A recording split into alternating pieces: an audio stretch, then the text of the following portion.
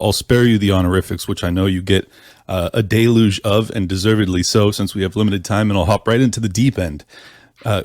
Congressman Thomas Massie very famously said to Tucker Carlson just a month ago that there was, in fact, Israeli lobbyists that were attached to basically every congressional representative. And it was a pretty wild claim. It really shook up the news cycle. I'm just curious, in your time in Congress, was that something that you witnessed yourself? Welcome to Liberty Lockdown. Please scan your barcode. Your liberty ain't gone, but yeah, it's on hold. Where did it come from and where did it go? Well, no, I didn't witness it. It could have happened, but I had this weird but pleasant reputation that it wasn't worth their time to waste to come to see me, and right. So I never had them come or pester me, and that was the one advantage of pursuing my responsibilities in a precise manner. Everybody knew exactly what I'm thinking and why I'm doing it. And, I summarized in Article 1, Section 8. I just don't vote for anything that's not authorized precisely. And right. So, but I'm sure it was. But I also would say that it's probably much more precise right now, than it was back of course. then. Yeah, well, so, particularly with there being a war that's broken out over there. I just thought it was a very bold claim. Tragically, he lost his wife recently, so yeah. Prayers to him. But I'll move on from that. I think it's never been more clear, particularly after Donald Trump's presidency, where he had attempted to remove our troops from Syria, had his generals lie to him. Basically, no one paid a price for it. And now you have Joe Biden's presidency, which is as much of a a shell of a show. The emperor has no clothes type of allegory. Is the president of the United States the president of the United States? Not really. It depends. Some are more capable of assuming the responsibility and exerting themselves. But I think, Biden is an example of what happens. And always to a degree that is the case because, it's always in degree. I think it was a statement once made by Ronald Reagan, who was not inclined to bow to the deep state and the people with all the money. But he was finally convinced that if he were to run and win, he had to put Bush in, to guard against. So there were concessions there.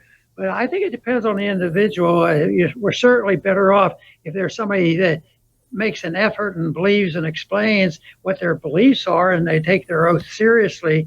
But always, as libertarians, we should always be watching closely and pointing out their inconsistencies.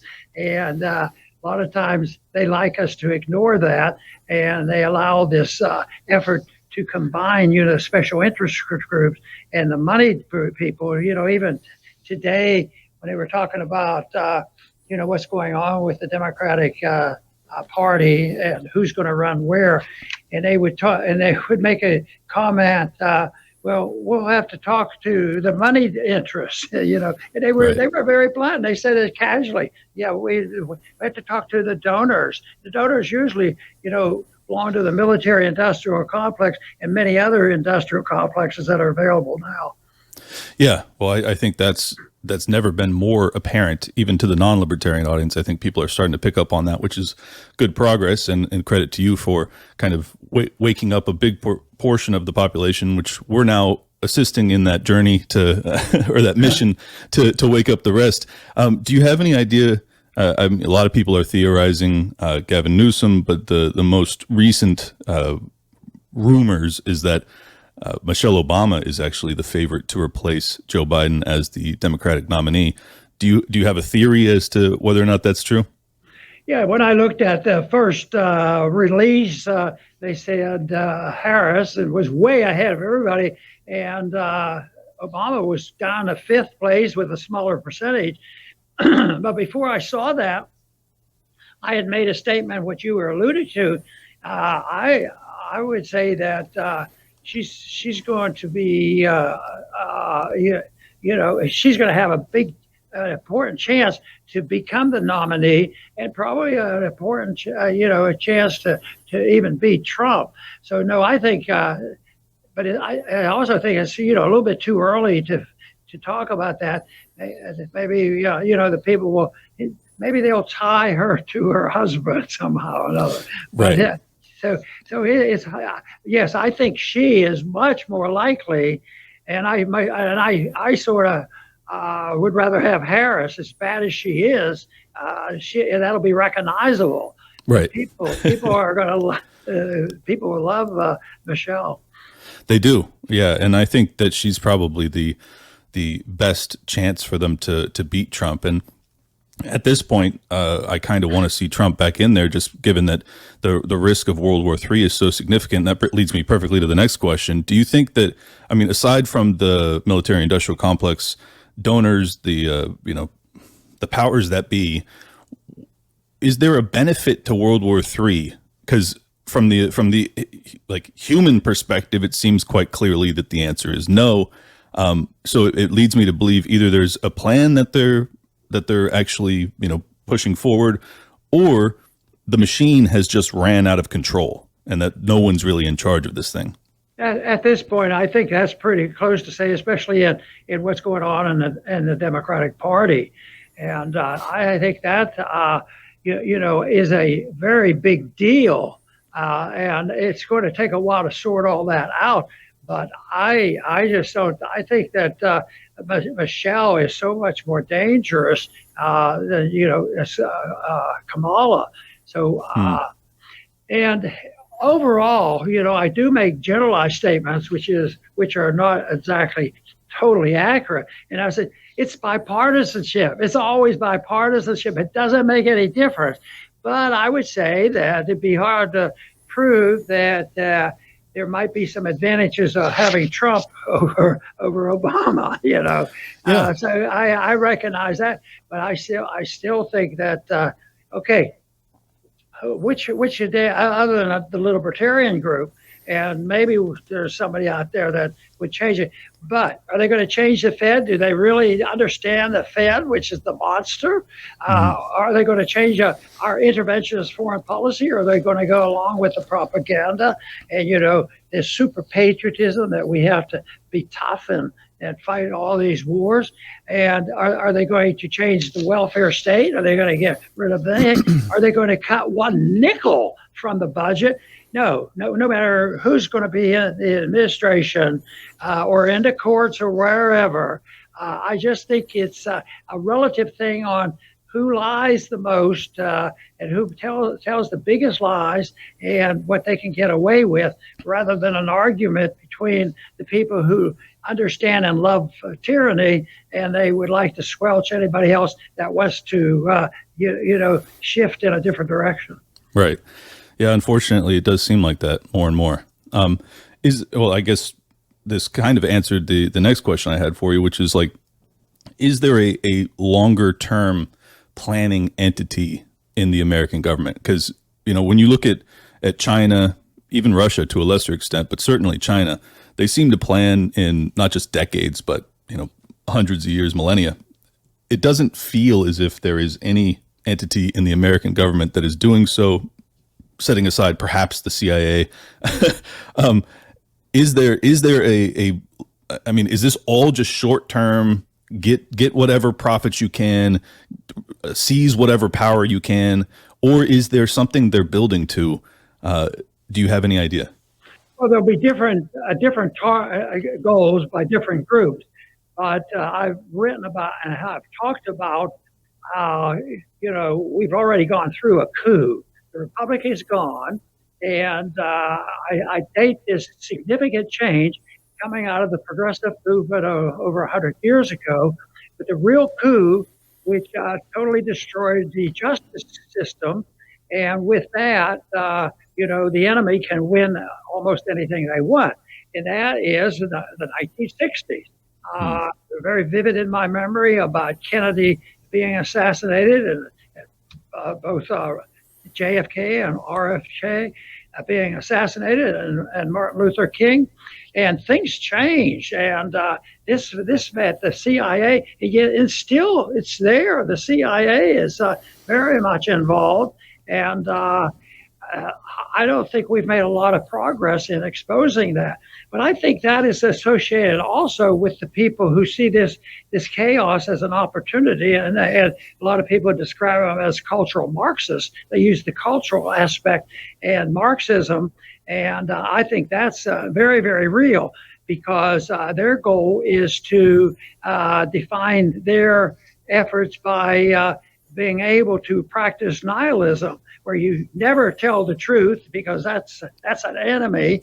So you don't want anybody to tell the truth, and that is a contest between the people in this libertarian movement and freedom movement, where people want just the plain truth, and truth will make us free.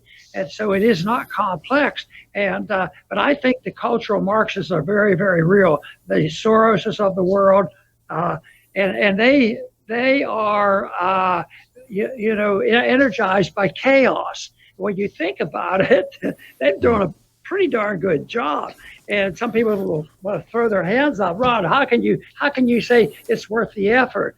Because I think the numbers of people like what we would like are growing in numbers. I think the understanding of Austrian economics is growing. So right. I think there's a lot of good things going on, but I also fear the chaos and the Soros crowds that are out there setting the stage for advancing in the opposite direction, and that has to be reversed. Well, no kidding. And if they are energized by chaos, it does seem as if they're winning right now, because there's a whole heck of a lot of chaos. But it also requires some chaos to see growth. I mean, because if the system just continues to go on without anybody pushing back, well, the pushback also creates chaos. So it's hard to tell which side is winning here. Speaking of truth kind of prevailing, it's been my theory that, well, Donald Trump is certainly not a libertarian or on our side, so to speak. The primary reason that he was such a danger to the system is that he's just uncouth enough to tell the truth on occasion. And I think that they don't like that. They want someone who's going to, stick to the script. And this guy doesn't. He talks about the lying news media. He talks about the military industrial complex. He talks about corruption in government and a bunch of things that they don't really want the president of the United States to be talking about, even if he's not the man to fix it. Do you think that first off, do you think that my thesis as to why they hated him so much is it because he tells the truth accidentally on occasion? And also, do you think that there's any chance that he will in fact purge the deep state and exit NATO in his second term? You're talking about Trump yes. Purging the no, I don't think that's going to happen. And I think that what happens is he has a forceful personality, and people like to just dismiss him. Nobody ever believed that a guy that gets up there and attacks John McCain, nobody has to touch him, because who would say that and get away with it? Right. So then they wanted to just forget about him and leave him alone because he was so outrageous. That didn't happen. He actually won. He became president. And I don't think it was hatred then. I think it was overwhelming jealousy. And they're so disturbed. How could he do this? And the people saw it as somebody just being straightforward with them and, leveling with the people. And I think the jealousy eventually, because he kept being successful, it led to the hate. And the hate is there. And I agree with you. There has to be a force that counteracts, the chaos in the streets. But I think it has to be, I don't think of that, even though it's leading to that, to a violent competition, because that's human nature. So often that's what it leads to.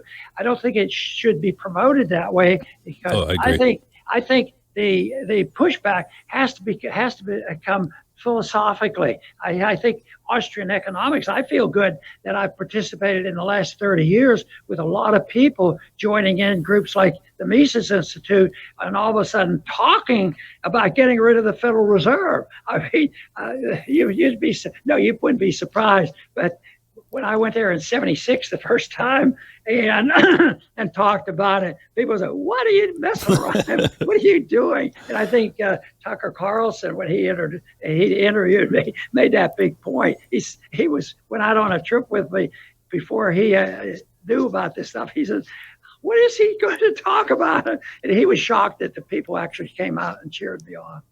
Yeah, well, I mean, it was shocking. I'm a second gen libertarian, so my dad actually ran for Congress in the 1990s as a libertarian. Didn't win because no libertarians really win at the federal level. But anyways, I knew about ending the Fed and the Federal Reserve and central banking and Austrian economics since I was a kid. And when you came around and popularized it, and I started to see college kids, people my age, that were chanting "End the Fed," it was an earth-shattering moment. I couldn't believe my eyes. I still can't believe that it happened. It seems like a fever dream, but it was truly remarkable. And that actually leads me perfectly into my next question. Are you at all surprised at the capacity of the U.S. dollar system to kind of survive and thrive despite printing trillions of dollars? I mean, my theory has been that the reason that the Peter Schiffs and the others that prognosticated the demise of the dollar many years ago, the reason that they've been proven wrong is that because we are the reserve currency of the world, so much of the inflationary pressure is dissipated by shipping the U.S. dollar overseas into the global trading market. Is that why it's lasted as long as it has? I think a lot of people have been surprised how long it's lasted, because the conditions are that, the foundation, I think of it in a physical term, the foundation of the economy and the foundation of our moral system doesn't exist anymore. And it's not going to take much to topple it. And Austrian economics teaches that this can come anytime. When the foundation is gone, it's going to collapse, but you don't know whether it's next week or next year. Today's episode of Liberty Lockdown is brought to you by our brand new sponsor, and I don't think there could be a better fit given the guest that I had today and Dr. Ron Paul, and that is Monetary Metals. They are providing a true alternative to saving and earning in dollars by making it possible to save and earn in gold and silver. Monetary Metals has been paying interest on gold and silver for over 8 years. Right now, accredited investors can earn 12% annual interest on silver paid in silver in their latest silver bond offering. For example, if you have 1,000 ounces of silver in the deal, you receive 120 ounces of silver interest paid to your account in the first year alone. Go to the link in the description or head to monetary-metals.com/lockdown to learn more about how to participate and start earning a return on honest money again with Monetary Metals. This is the first true silver bond since 1834. You could earn 12% annual interest on silver paid in silver, but you must be an accredited investor to participate. There's a 3-year term. The bond is financing a publicly traded mining company located in the Western United States. Head to the link in the description, or once again, go to monetary-metals.com/lockdown for more information or on how to participate. And I think what was misunderstood is a bit of liberty can produce a tremendous amount of wealth. But then the people get so hungry for this wealth that they can't judge when they've used up too much of it. And we're bankrupt now, and that's why $23 trillion of debt. It can't be maintained. The foreign policy can't be maintained, and that's why it's taken a while. But I think it's nearing an end. And most people who have thought this through.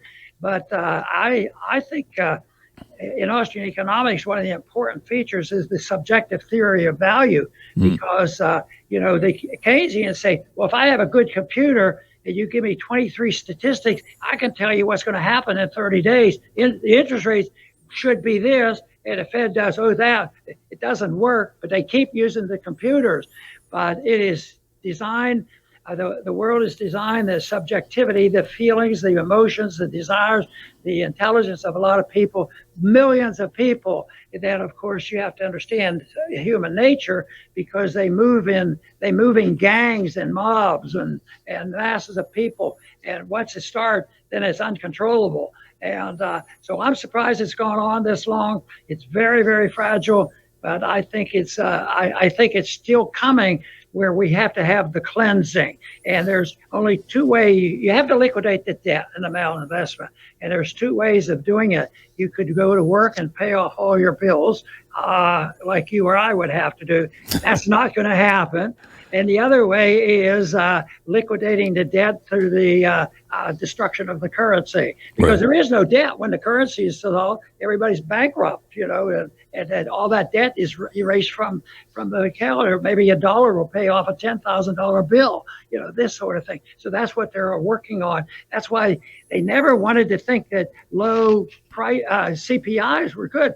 We have it. It's way too low. We have to get that CPI up to 2%. We want to destroy the value of our money at 2%.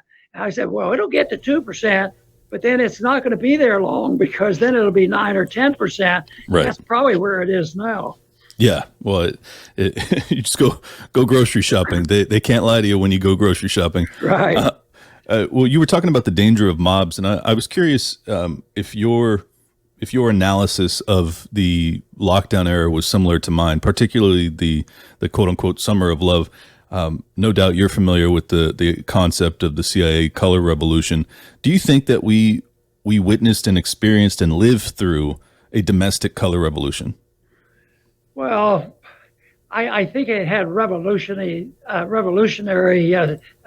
points to it. And although it was a disaster for so many people, and it still exists in many ways, I hope. I work on the assumption that it does not have to be permanent. People did wake up. People finally said enough is enough.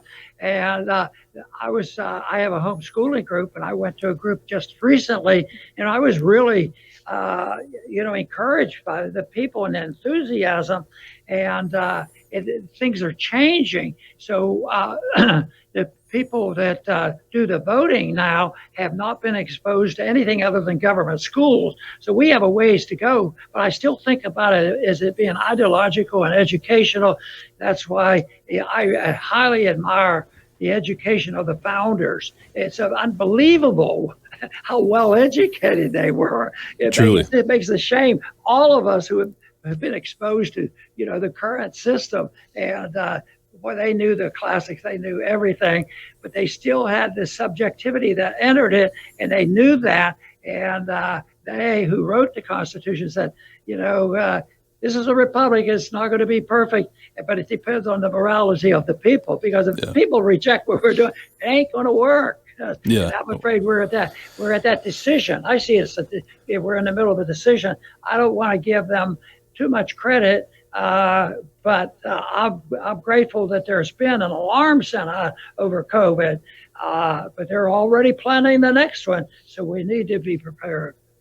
Yeah, well, that's my fear for sure. I was actually talking to a buddy last week about you, which is what libertarians do, and he was saying that the most lasting aspect of your legacy may in fact be your homeschool curriculum, and I thought that was a fascinating point because from my vantage point, it was your speeches, your willingness to tell the truth when it was unpopular, the kind of lasting legacy that you left through your congressional time and in your time in the media.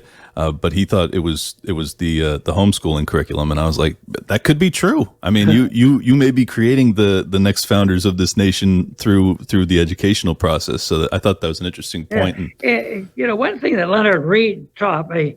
He says it's not numbers. Numbers are important. Prevailing attitudes are important. You want to change people's mind. But you don't have to work on the idea that, well, I have a homeschooling group, but it's not real big.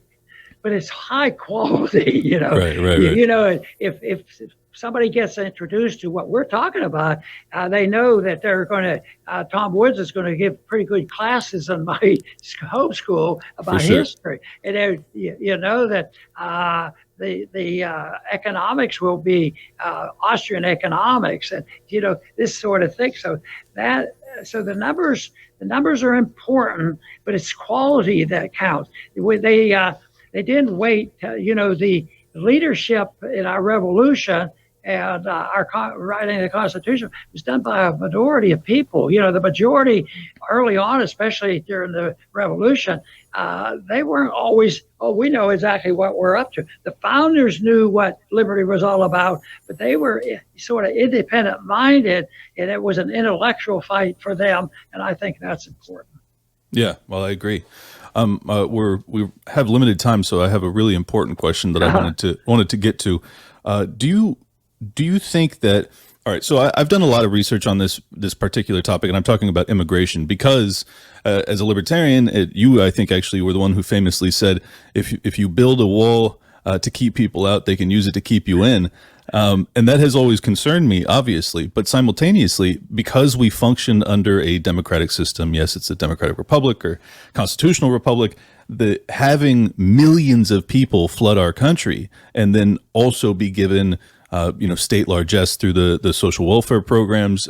There's many states that are trying to make it so that they can vote.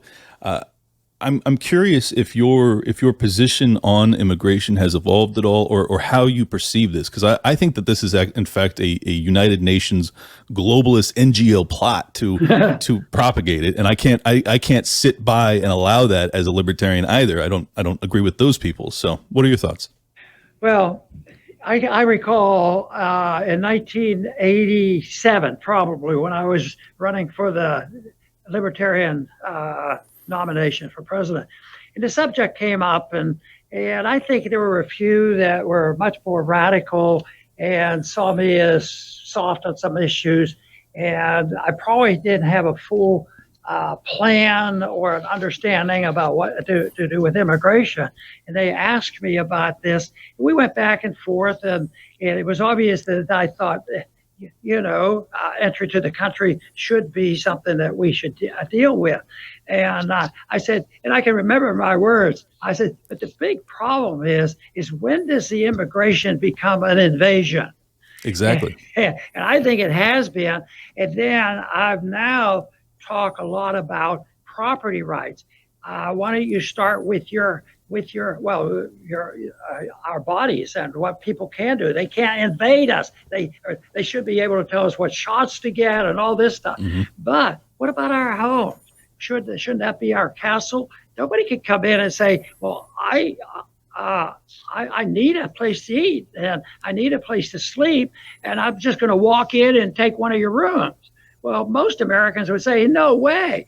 Right. But if you look at the property, which has been collectivized to many ways, not all bad, but it can be used in a bad way. But they come in and they're invading the property. So, and you already mentioned how their property is affected. Oh, they get automatic citizenship to qualify for welfare programs. They get handouts. You kick out the veterans. You put the people in. You give them hotel rooms. That's an invasion. An invasion. It's theft. And if people had their own property and they could defend it, it would be different. Today, if you defend your property, you're a criminal. So It doesn't work very well. So, I think that line of thinking would be a help in trying to solve that problem.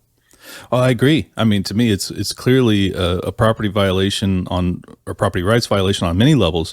But what makes it even more nefarious is that, like, if you look at the historical immigration figures, it was 300 to 500,000 was kind of the average for illegal immigration. It never even broke a million under like the George Bush administration. Now we're talking 3 to 5 million annually. We're talking astronomical figures that I don't think that they're organic at all.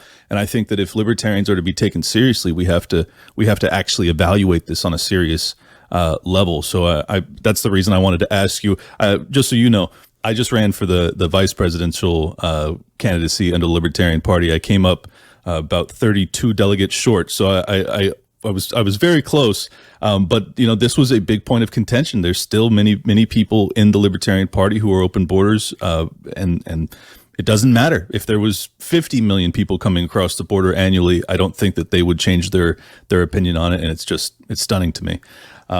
Anyways, let me just make a quick comment. Yeah. there's a neighborhood effect that we should consider, an invasion and destruction of property. So if you have a house and somebody right in front of it, close to your property, and they put up tents and they do all those things and they destroy the value of your property, that is an invasion and destruction of property.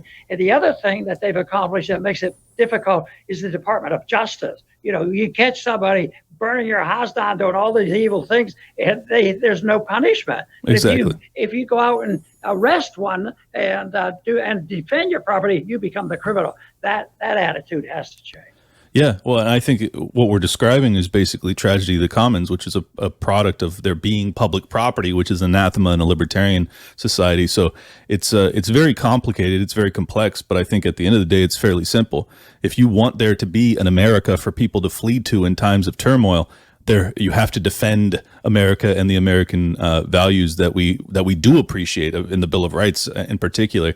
Anyways, Dr. Paul, it has been an absolute honor. I don't think I've ever been more nervous for an interview in my life, but I got through it safely, and I really appreciate your efforts through all the years, and I think you've made an unbelievable lasting legacy. So thank you, sir. Good. Clint, you did a great job. Thanks. Thank you, brother. Have a good day.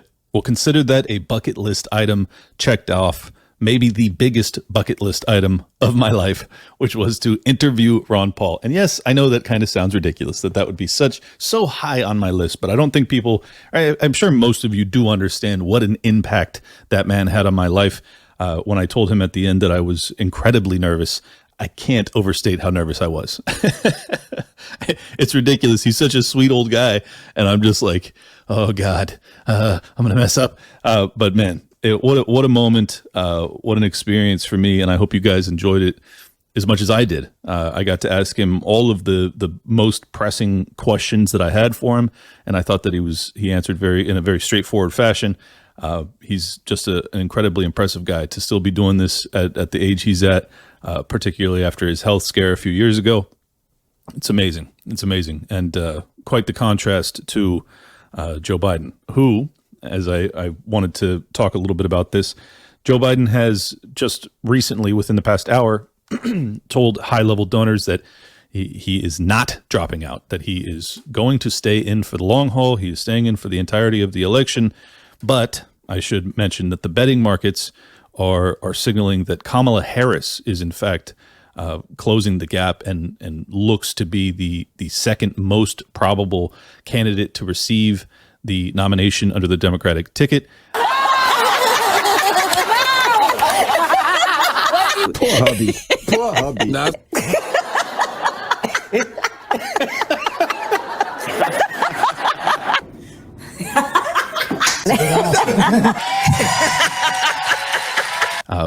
We'll see. There's some distant trailing people, Gretchen Whitmer, Gavin Newsom. I don't have to tell you guys how awful that would be. But I think that it is absolutely, amazing that this is where we're at, that Kamala Harris looks to be the favorite to replace Joe Biden. Joe Biden is getting demolished by Donald Trump in the polls post the debate performance, which was horrific. I'm still in shock at how low energy, how just impossible it was for him to answer questions. I mean, he was just really a shadow, a ghost of his former self, and his former self wasn't exactly impressive. So it was a beatdown. I think it's really interesting, the moving pieces that we're seeing. It does seem to me that I think it was 2 days after the debate that Barack Obama put out a tweet saying, we all have bad debate days, but Joe's still our guy, that type of hoorah nonsense. But the reports are that behind the scenes, in fact, it is Obama who is encouraging him to drop out. I think my perspective on this has been that Barack Obama has much more sway over the media, much more affinity towards them, or they have towards him, I should say, and therefore he kind of gets to dictate what the script's going to be. And what we've seen over the past week since the debate is that the media apparatchiks, which usually pretended as if the emperor's clothing just had never been more beautiful. They all have acknowledged, or a huge percentage of them have acknowledged in the past week, that in fact the emperor is naked. And I thought that was something I did not expect to see. And what it tells me is that in fact there is a high level play that we're witnessing to see him drop out. And it is as astonishing as this is. Joe Biden himself has been consulting with his top advisors, and apparently, allegedly, his top advisor is one Hunter Biden. Hunter Biden. Can you imagine? Your political life hangs in the balance, and you go to your crackhead felon son to try and piece it back together. Amazing. Just amazing. If I was Donald Trump, I couldn't be happier with how everything is playing out. She has some bad moments. Her moments are almost as bad as his. I think his are worse, actually. Yeah. But She seems pretty senile, too. she speaks in rhyme. It's weird. It's weird.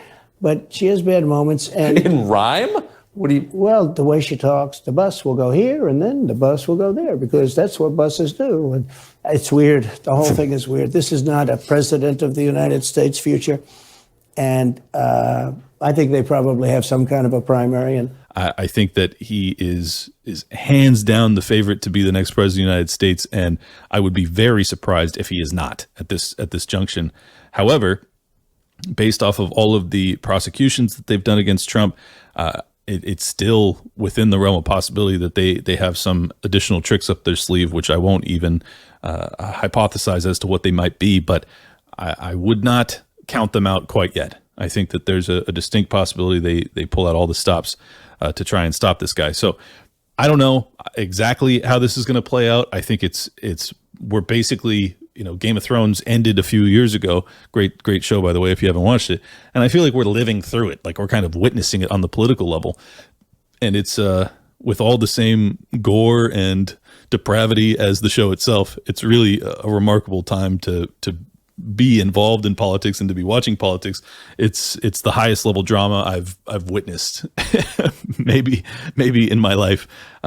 It really does compare quite nicely to some of the best dramas that have ever been on the silver screen. So it's just amazing. It's amazing. Good to see you, Senator. Thank you for joining us. Appreciate it. How are you? Anna, thank you guys. And my pronouns are she, her, and hers. She, her, and her. Mine too. All right. I for one am grateful that it appears that they are not going with Gavin Newsom. And just so everybody understands why that may be the case, because there are candidates that poll better against Donald Trump, Michelle Obama being at the top of that list, and apparently she is unwilling to do it. She's actually polling 10 points above Donald Trump, if you can believe it.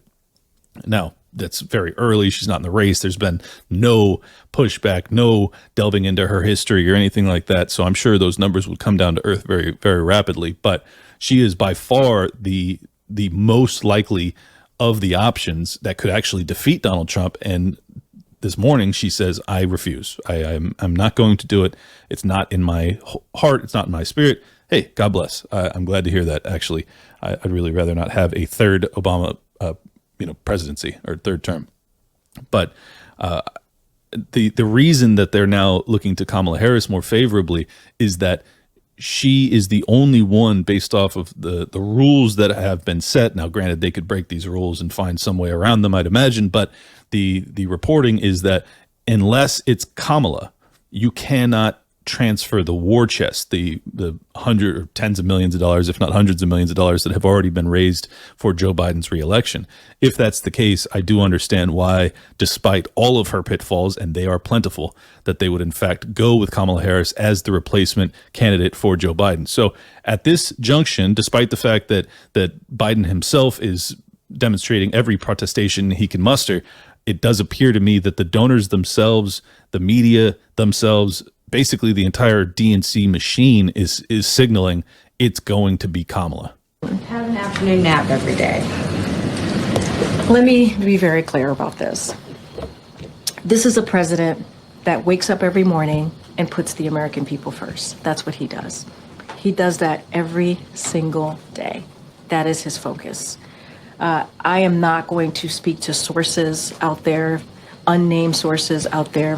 That's not what I'm going to speak to. I'm going to speak to what I know, what this president does, and how he is committed to the work of the president, of the commander-in-chief. And his record clearly lays that out and speaks to it. And that's what he's going to continue to do. And wow. Let's take a quick listen to the genius that is Kamala Harris. I can imagine what can be and be unburdened by what has been.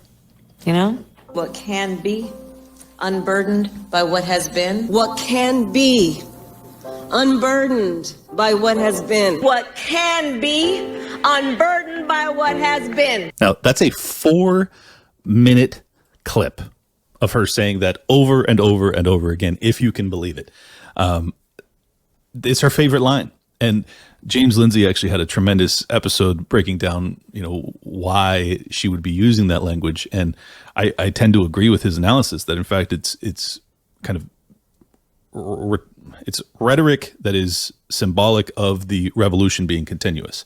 That you can imagine what will be unburdened by what has been. Well, what does that signal? It signals that you don't like what has been. You don't like the current paradigm. In fact, you can destroy it because you are unburdened from it. You just want whatever the future may be. That's fine, and that's kind of like the revolution is continuous. This is Marx type rhetoric, and it's very concerning that she uses it so much, and it's even more concerning that her advisors clearly have never come to her and said, "Hey, this sounds crazy. Like, why are you saying it?" Which tells me that it's probably a line that they fed her, that they want her to be, perpetuating. So God only knows, what that amounts to in the future. But it is disconcerting, to put it mildly, that she is now looking to be the second favorite next to Donald Trump himself to be the next president of the United States. And this woman was a prosecutor in the state of California. She allegedly, I don't know for sure, but there's been wide reports about it, that she withheld exculpatory evidence when it came to prisoners that were on death row in California. I mean, just egregious if that can be proven out. I tend to believe it just because I know the depravity of the Democratic machine, that they would be like, whatever. You check off all of our identitarian boxes, so we're just going to run with you anyways. But she has obviously been, for many years now, kind of what they envision to be their future female version of Barack Obama. This kind of amalgamation of different races that checks off a lot of boxes, and she's a female, so even better.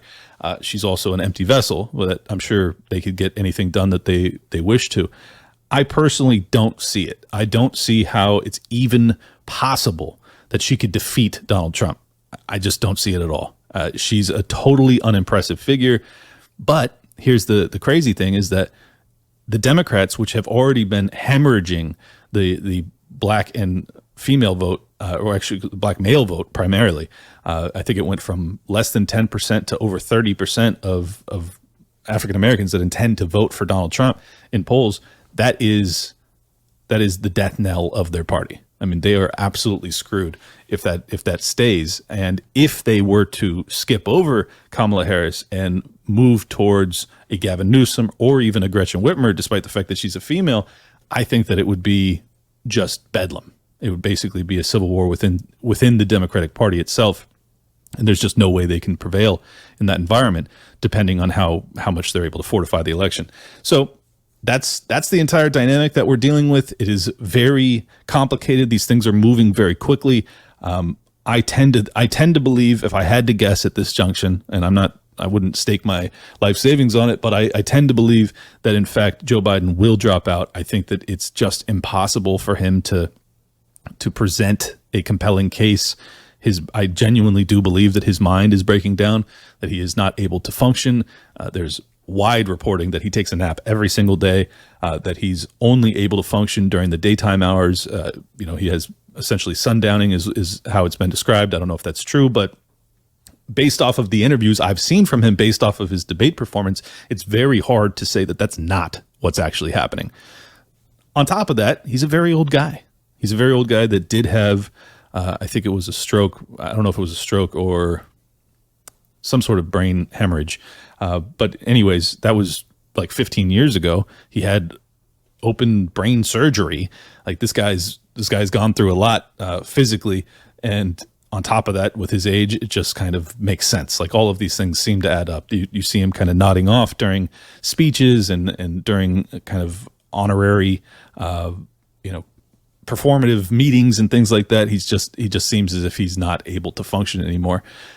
Now, that didn't seem to matter when it came to 2020, but there was extraordinary circumstances that kind of allowed them to astroturf his support by keeping people in their cars because we had to socially distance. So you have 20 people that show up, but they're all sitting in cars, so it looks like you have an audience. It's like, yeah, not really.